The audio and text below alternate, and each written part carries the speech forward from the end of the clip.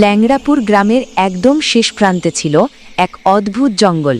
সেই জঙ্গলে থাকত এক ডাইনি, মানুষের রূপে ছদ্মবেশী এক দানবী। একদিন সে ধরল এক মা পাখিকে, যে তার বাচ্চাদের বাঁচানোর চেষ্টা করছিল।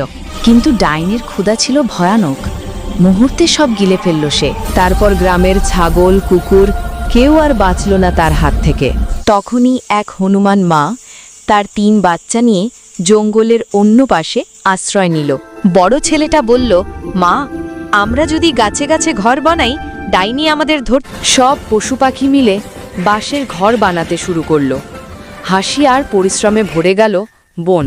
অবশেষে সবাই পেল নিরাপদ আশ্রয়, সুখে নিঃশ্বাস নিল জঙ্গল। কিন্তু জানালা দিয়ে উকি দিচ্ছে সেই ডাইনি। ওরে মূর্খরা, ভাবলি পালাবি? ছদ্মবেশে সে এবার মায়ের রূপ নিল, যেন কেউ চিনতেই না পারে। ঘরের ভেতর ঢুকেই সে সবাইকে একে একে গিলে ফেলল। বন আবার নিস্তব্ধ। কিন্তু খাওয়া শেষে ডাইনি ঘুমিয়ে পড়ল গাছতলায় অন্ধকারে। বাচ্চারা মিনওয়াইল ফাঁদ বানাচ্ছে, পাতার নিচে রাখলো এক জাদুর খাবার।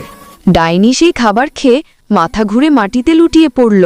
আর তখনই সবাই বেরিয়ে এলো, হাসিতে ভরে গেল জঙ্গল।